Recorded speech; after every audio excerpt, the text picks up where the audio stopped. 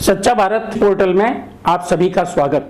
अपने वार्डों में धरातल पर काम करके अपने को स्थापित करने का एक मंच मिलता है, एक मौका मिलता है। वार्डवासी ऐसे पार्षदों को फिर से विजयी बनाकर भेजते हैं।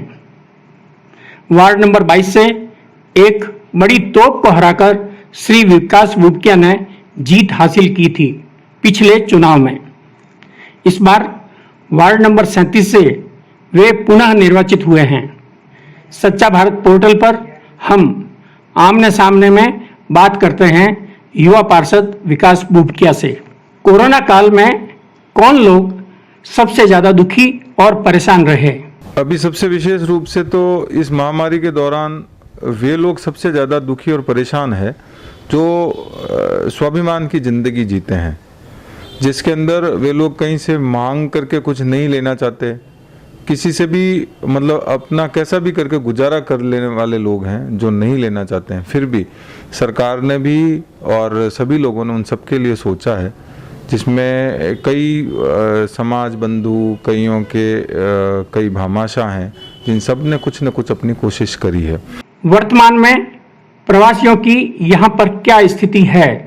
तो मैं अभी वर्तमान की स्थिति के बारे में आपको बताना चाहूँगा कि अभी वे लोग जो राजस्थान के अंदर प्रवासी हैं या वे बाहर से जिनके उद्योग धंधे या काम धंधे बंद हो गए, जो मजदूर वर्ग के लोग थे, नौकरी पेशा ऐसे लोग थे जिनके पास में अभी आजीविका का कोई साधन नहीं है, जो या तो बाहर कमाने के लिए गए थे वो वापस लौट करके अपने घरों में आए हुए हैं, या जो लोग अपने यहाँ पर अभी हैं जो जा नहीं पाए हैं वापस अपने गृह नगर को। सरकार व भामाशाहों ने इनके लिए क्या सोचा है?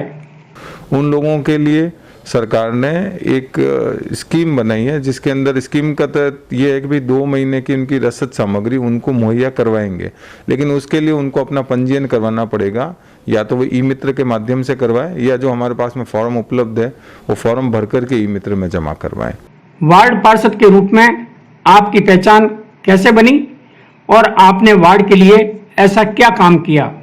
मैंने ऐसे घर घर जाकर के, मेरा मतलब ये है कि भी मेरा ये वार्ड नहीं, मेरा पूरा घर है, ये मेरा परिवार है। तो बस परिवार के नाते हमारा परिवार में क्या दायित्व बनता है उस तरीके से मैंने परिवार के रूप में सबको लिया, जिसमें छोटी से छोटी और बड़ी से बड़ी जो भी ज़रूरत होती है, जो वे हर संभव प्रयास किए जो हम कर सकते हैं।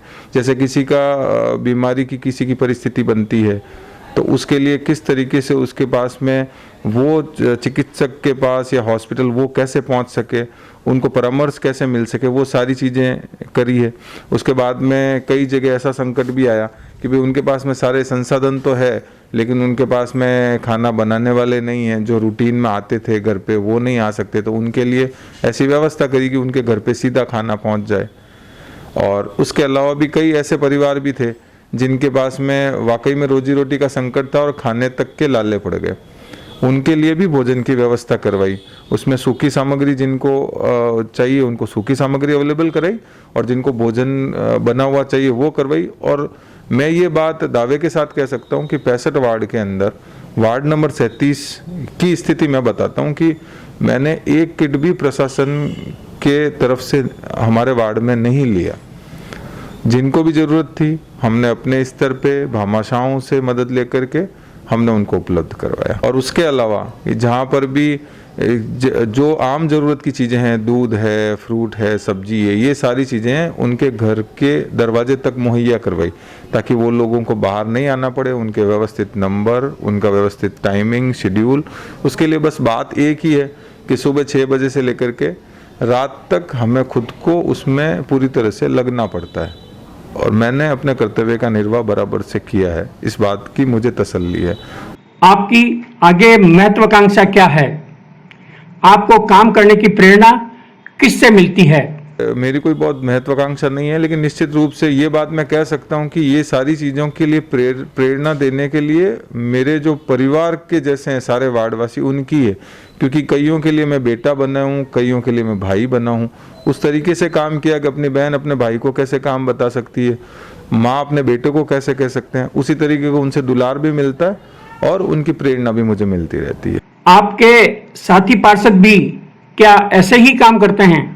नहीं, लगभग मेरे सारे साथी यही और इसी तरीके से काम कर रहे हैं और सबकी अपनी अपनी काम की शैली है। सारे ही लोग काम कर रहे हैं। मैं तो निश्चित रूप से धन्यवाद दूंगा, ये सारे ही कोरोना वॉरियर्स हैं, चाहे उसमें प्रशासन है वो पूरी तरह से मुस्तैद है, हमारे सारे जनप्रतिनिधि हैं वो भी अपने अपने स्तर पे बहुत अच्छा काम कर रहे हैं। भविष्य में आपको बड़ा पद मिला तो भी धरातल पर आप ऐसे ही काम करेंगे?